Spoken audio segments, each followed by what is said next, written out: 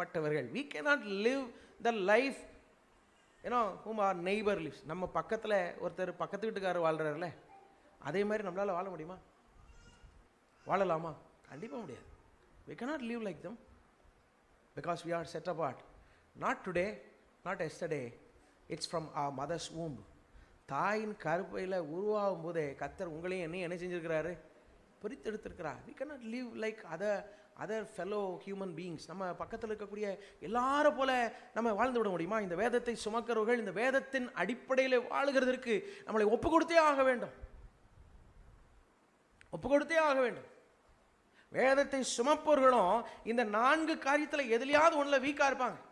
Even those who read the Bible, even those who pray, even those who come to church, they may be weakened in this particular things.